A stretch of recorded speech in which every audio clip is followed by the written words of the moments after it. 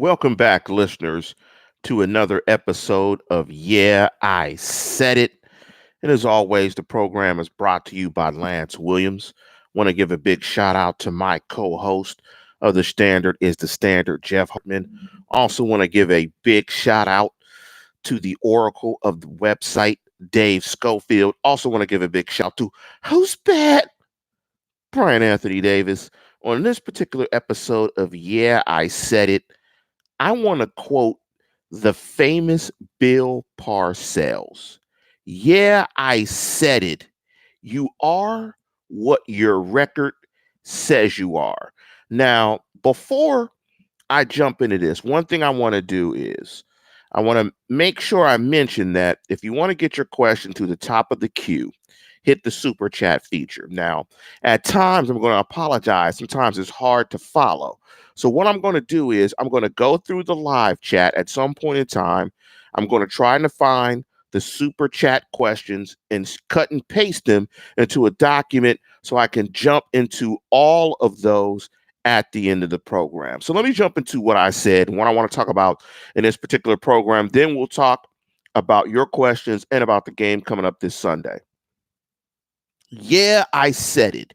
You are what your record says you are.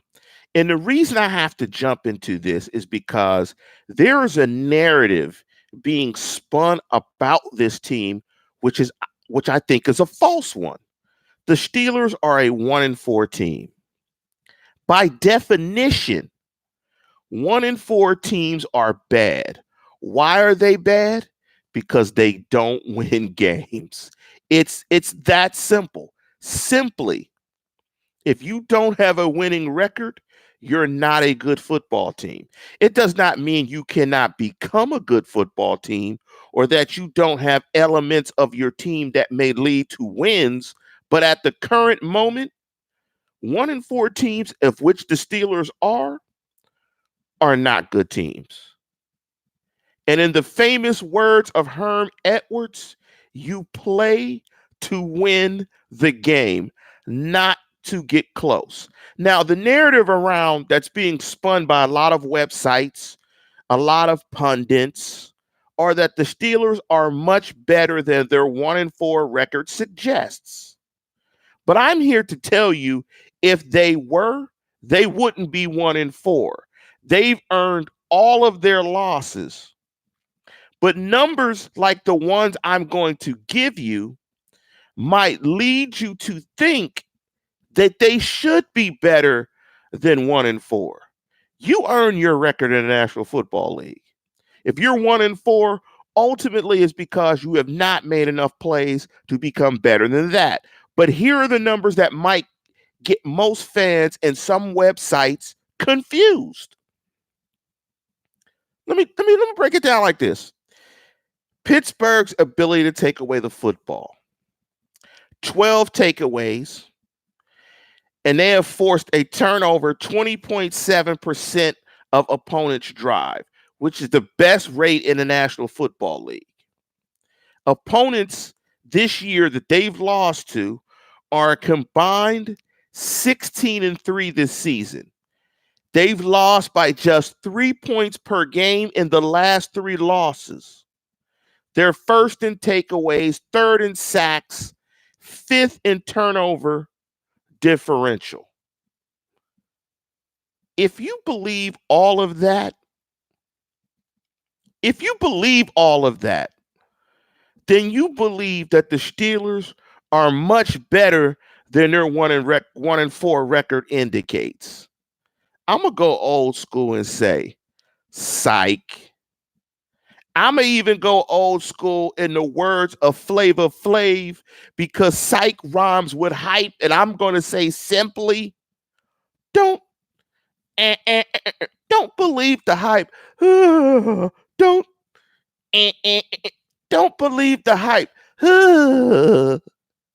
What do losing teams do? They get close. Last time I checked, it's about winning games, not about horseshoes. So what did they turn people over? They're not turning those points into scores. This is a losing narrative that they're much better than their record indicates. No, they're not. You are what your record says you are. That is a losing narrative to believe that you're anything else. It doesn't mean you can't transform as a football team and get better, but by definition, losing teams lose games, winning teams win games. This whole narrative that they're much better than their record indicates, it's just something to make me and you feel better when we watch the game. It's optimism. And I want you to be optimistic, but I want you to be realistic, accept what it is, and just realize that the defense that you're seeing the Steelers play is something that they can use to get better. But bottom line, winning teams make winning plays. And let me give you just a couple of numbers to suggest they aren't as good as you think they are if you believe that narrative and that you are what your record says you are. They're averaging 19.8 points per game as an offense. That's 22nd in the National Football League. Let me just say this. That ain't good enough. They give up 22, 15th in the National Football League. And yes, this defense is getting better, but they still give up 22 points per game with the turnovers. Imagine if they weren't turning people over, what would they give up? So you're operating with a negative point differential of essentially, I'm just going to round up, of minus 2 points, almost a field goal. They're being outscored by almost a field goal. And I hate to use that team up north as a model. You know what winning football teams do? Average 32 and give up 8, which is a 24-point difference. That team up north is beating teams by 24 points, a point differential of 24. I could give you many numbers, but there's no way to spin this. They're not a good football team right now. And, unfortunately, the turnovers and that great turnover rate is not translating to points. Why? Because they're not a good team right now. You are what your record says you are. Don't fall into this false narrative that they're better than they actually are. They've got a third string quarterback, Devlin Hodges, big up to Duck Dynasty, going on the road to play a Chargers team on the West Coast where they've struggled over the years. I'm not a believer in historical stats, but they have struggled on the West Coast. That is factual. They are what their record says they are. You don't play these games to get close. You play them to win. Who cares if they are close if they're still losing? 1-4 suggests to me you are what your record says you are. No more, no less. Now, with all that being said, they aren't the Dolphins. They aren't the Bungles. But they earn them losses. Like Rodney Lyle says, they earn those losses. They did not make enough plays to win games. Don't believe that false narrative. And if you believe the false narrative that they are better than they actually are, if the coaching staff believe that, then they're not going to get better. You can't coach a 1-4 team like it's a winning team, because it isn't a winning team.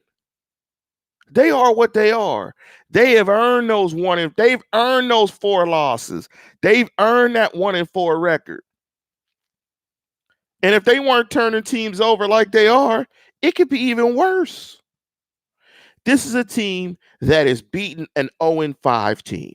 That's what it is. Now, I'm not suggesting that they can't improve or that They won't get better. But the biggest issue to me that's holding this football team back is they just got an inexperienced quarterback. They got inexperienced quarterback play. And, with Mason Rudolph not playing and being ruled out officially and not playing on Sunday, I mean, it's just a tough spot to be in. The thing for you guys is, can you guys stomach it? I mean, are you built for this, Steeler Nation? The good Reverend Dr. Jeff Hartman went on his sermon last week, on our show. Are you built for it? Because this is what it is. They're a 1-4 football team that is getting better. We see the progress that the defense is making. We see the stabilizing factor on the back end that Minka Fitzgerald has provided, or Fitzpatrick. Well, I don't know why I say Fitzgerald. Fitzpatrick has provided for that secondary. We see the flexibility and the depth of the secondary. Nelson is balling. Hayden is playing a solid football. They're finding good ways to integrate Cam Sutton into that mix. Edmonds is playing solid football. The front seven is getting sacks. They're causing turnovers. That has to be balanced by an improved offense, because you have to play well in all three phases to win football games. And right now, they aren't. Time of possession numbers are skewed. Amount of first downs that they get. I mean, converting third downs and getting off the field on third down. They're still very inconsistent when it comes to situational football. Again, I'll use the Patriots for an example. Their defense is allowing offenses to convert only 13% of their third down chances. That is just absurd. That's absolutely absurd. So they are what they say they are. Or I should say, as Parcells says, you are what your record says you are. There are no style points when it comes to winning. Win and correct. It is better to do that than to lose, period. Again, you are what your record says you are. So with that, I'm going to jump into some of these questions in here. And if you guys have some questions that you want to get to the top of the program, jump in. I'm laughing at Bill Davis's comment. Lance loves WWE Ric Flair embodiment right here, folks. Woo! Woo! I had to give you a couple woos. And Bill, yes, they are not the Dolphins. Here are some. The Dolphins are statistically so bad, it is incredible. They are averaging 6.5 points per game. Let's round it up to 7. And they are giving up 41 a game. That's insane. So no, they are not the Dolphins. However, at the same time, they are not a good football team. They are what their record says they are. They are a 1-4 football team. So Crazy Chris, I'm gonna start from the top. Who needs the killer bees when you have the Juicy J's? Can somebody help me? Oh, the Juicy J's. I get it. James Conner, James Washington, Juju, and Jalen. Well, unfortunately for the Pittsburgh Steelers, Washington is out and Jalen is out. So there's only 2 J's. So the Juicy J's have been reduced to just simply 2 J's. Funky G, big up to you. Keep up the good work, Lance. Thank you. Thank you. I'm just trying to do my best. And Donald Nolan says it best. And I don't want to just throw water on your head and douse all your enthusiasm, because like what Donald Nolan says is 1-4 means nothing if they make the playoffs. And it doesn't, because if they make the playoffs, you are what your record says you are, a playoff team, period. No more than less. I mean, that's all you want to do is win and correct and get to the point where you can compete for the chip in the tournament. That's it. Win and correct. Going into the bye week, if they were able to go out to LA and win that game, that'd be an awesome boost for this team. You could possibly get Mason Rudolph back after the break, and then that could give them the momentum to put some energy and momentum behind this team, put some wind behind their sails, so to speak, so they can move forward to try to get some more wins. But right now, they are what the record says they are. I want to jump into this comment by Rust Obstein. What's up, Lance? All of your live chats. Are we ready to turn this around? Because I think we can. What I will say is, and let me go back to some of these quotes. And what I think, what is meant to be said instead of they're better than their record is, what I think people who kind of spin this narrative are trying to say is that there are elements to how they're playing that you can build off of.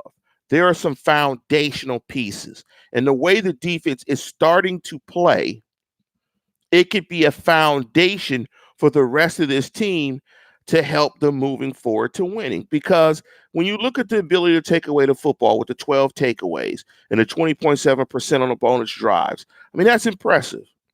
You hope that if you could continue to operate on that clip, and turnovers are really shaky, that you can give an offense multiple possessions where playing with the Devlin Hodges or a Mason Rudolph, you give them multiple bites at the apple so they could crack the end zone and score some points.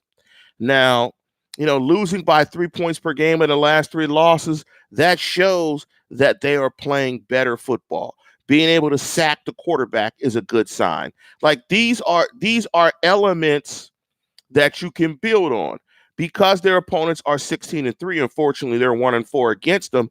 It does say that there are some good pieces in place, and that if they keep chipping at it, they can actually get better. So there's elements for them to get better. First in takeaways, third in sacks, fifth in turnover differential. However, they are 1-4. So they are what their record says they are, because they're not taking advantage of some of those positive stats to hammer teams. I'm going to tell you, if Kansas City was turning over the football like the Steelers, Kansas City would average close to 40 a game. If Kansas City were third in sacks, fifth in differential, they'd be pounding teams in the smithereens. That's because they're a good team. These type of stats are oxygen to a good team. They give a good team the extra possessions where they can be a supernatural team. So we got a live chat question in the live chat here. Let me jump into it here. Grayson Brown, thank you for the $4.99. Grayson writes, I don't know. Seems like a bad luck season. These stats should equal W's. And to his point, teams are combined of 3 phases. I'm going to just go into rudimentary football talk. Offense, special teams, and defense. The offense, because they have inexperienced quarterbacks at the helm, are not good enough to take advantage of the servings that the defense is serving up to those guys in the form of turnovers. With a more experienced quarterback, with Ben Roethlisberger in that game against San Francisco with 5 turnovers, they would win that game. But it is what it is. You still have to figure out a way to win the game. You are obligated to try to do that during the game. They can be coached better. Some of the scripted stuff that they come out with in games is not good. Look at first drives. Stagnant. So they can be better. But what the Steelers need is for this defense to continue to play like this. So hopefully the offense can catch up. But the defense is going to have to play even better. They're going to have to hold teams under 20 points per game. They're going to have to get that 22 points per game down. They're going to have to get that down to like 16, 17. And that might be very hard to do. But they are going to have to ball out of their minds to continue to support this team, because from what they've given them already, if the offense is only scoring 19 points per game, wow, they might not have to do even more. And that's a tall order. So let me jump into some more of your comments. But big up to you, Grayson Brown. Thank you for the $5 contribution. Glad you guys are listening to the program on a Sunday. Big up to Funky G when I said psych. Yes, I had to go a little old school. I'm probably a little bit older than a lot of you guys in the live chat, but I did have to go old school. Vinny L187. If Ben did not get injured, they win the Seattle game, and I think they'd be 4-1 or 3-2 at least. Very well could be. Unfortunately, we do not live in a world of hypotheticals. And football coaches don't either. They have to coach the guys that they have, and they're responsible for getting a team as best prepared to win games. And right now, they're failing in that regard, just like the players are failing in their regard to execute whatever game plan they've been giving. It is not working. They are, or as Parcells would say, you are what your record says you are. Let me jump into a couple more comments. Big up to Ollie Howard. Thanks for the shout out. Let me jump into a comment here. Bill Davis, Hayward is pissed and going to rally the team for the future. Maybe not this year, but the toughening will be good down the road. Let's hope so. I mean, I think one thing that I was concerned about that I read this week with the Steelers was a little bit of dissension on the offense versus the defense. And for a team that's 1-4, you can't have that happening. Everybody has to be trying to, get water out of this sinking boat. I know Cameron Hayward said he loved the chippiness of the practice. Ramon Foster said some of the stuff was sophomoric. But the defense is feeling itself, and iron sharpens iron, and they need to be banging those guys so that offense gets better. But they've got to take care of guys as well. There's no need for trying to hurt guys in practice. Hopefully it didn't get that chippy, but they got to take care of each other. But iron sharpens iron, and this defense needs to beat on that offense so that offense gets better because the offense is not starting fast. And so they just got to improve.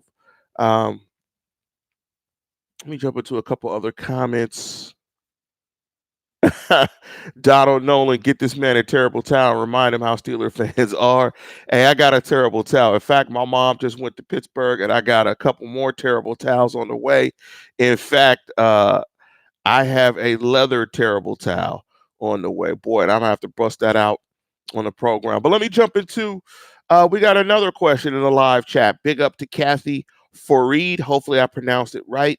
Was Mason being dangled as potentially playing in an effort to make the Chargers prepare for either QB? There's no way he was going to clear. I think there's some gamesmanship there. But I think, honestly, the Steelers wanted to see where it was. Saying you're a limited participant is kind of sketchy. You don't know what that actually means. There's been reports that the distribution of the snaps in practice was 50-50. I mean, you don't know what that if that's actually true. I think they were kicking the tires on Mason Rudolph, that they actually wanted to see where he was, if he were able to recover.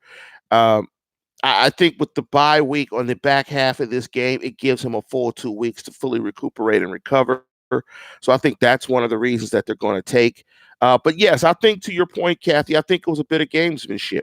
I think, because Hodges has very limited tape, I think you force, San Diego to spend extra time on some stuff, or maybe something that they normally wouldn't have to. And maybe it disrupts their preparation to some point because they can't key into a particular person that they want a game plan for because there's very little tape on Devlin Hodges. So I think that was a bit of gamesmanship, and I'm glad that is something that the Steelers did. Let me jump into a couple more of your questions before we conclude the program.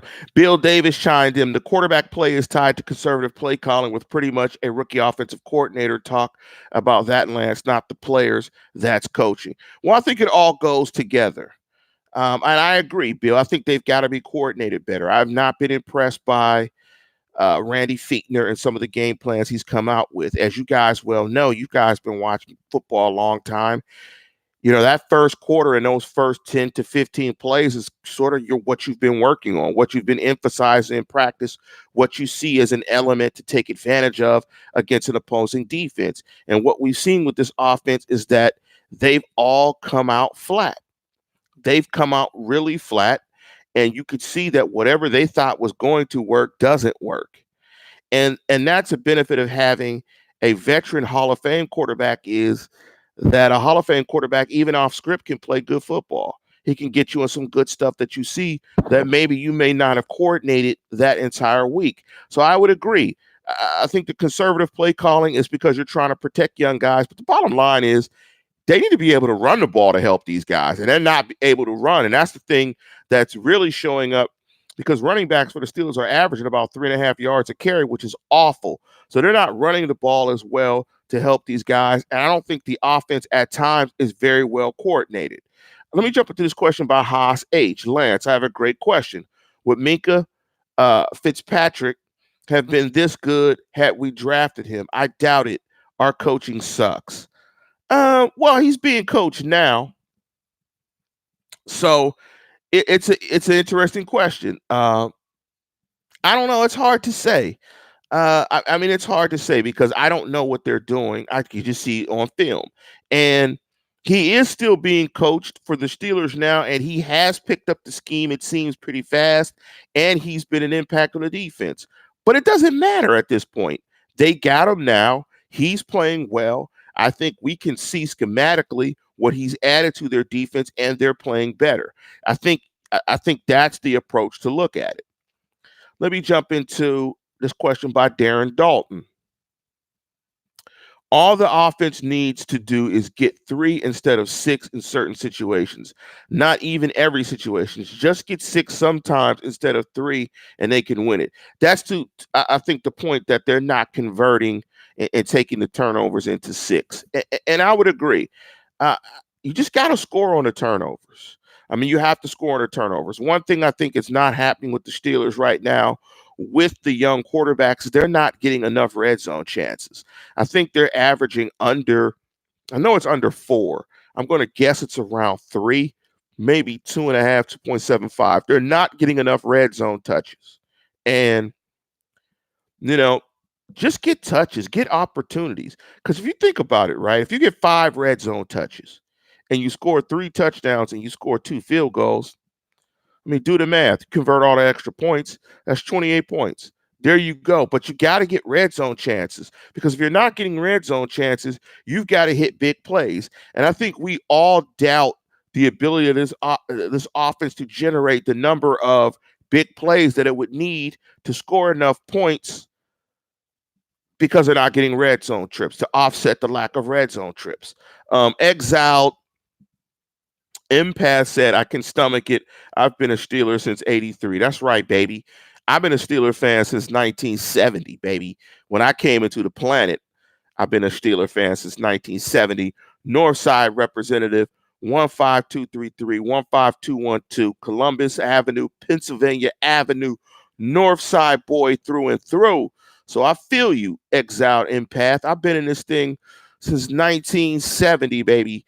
Bleed the black and gold. So I'm built for it because from a rebuild rises a phoenix. From the ashes rises a phoenix. And so, that's what it has to be. Tyler McKenzie, hey, Steelers fam and Lance, tough spot, heads up. Preach, Reverend Dr. Hartman. That's right. Preach, Reverend Dr. Hartman. But the one thing I want to jump into before we get into the program is, I don't know what this one person wrote. Somebody jumped in the live chat and just spammed out. Thanks, big up to Carl Biggert. Lance is a real G.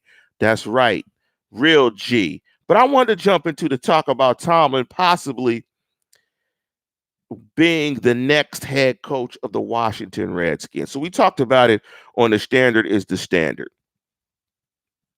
That the compensation, I believe, for John Gruden was 2 1s and 2 2s. And I joked, bing, bing. But I will say this. I don't think Tomlin will move away in season. But if Washington comes to you with and offers 2 1s and 2 2s, I mean, you got to take it. I mean, you have to take it. I mean, the only way you don't take that is if your quarterback is absolutely not on board with it. But if you have the inkling that your quarterback can be on board with it, you've got to take the 2 1s and the 2 2s, and you've got to restock these shelves. And you're going to have to restock it on the offensive side of football. You've got to get more wide receivers and more dynamic playmakers in the backfield. The Terminator James Conner is solid, and James Conner is chomping at the bit this week. You can sense that He's a big part of the game plan, and he wants to tote that thing and run that rock. But if you can get 2 1s and 2 2s, you're out of there. You're out of there, Tomlin. I appreciate the Steelers winning a Super Bowl under you, winning division titles, but you're out of there. You are out of there. You got to take that compensation and you got to build this roster for the next generation of the Pittsburgh Steelers, because as a hardcore Steeler fan, I root for the franchise. I don't root for individuals and or players. 2 1s, 2 2s, you're out of there. You got to go. But with that, we're going to conclude the program. I want to thank you guys for your contributions in the live chat. It's been fun. It's been real. Enjoy your Friday. But with that, we're going to get out of here. And as always, tune in, tell a friend, and subscribe.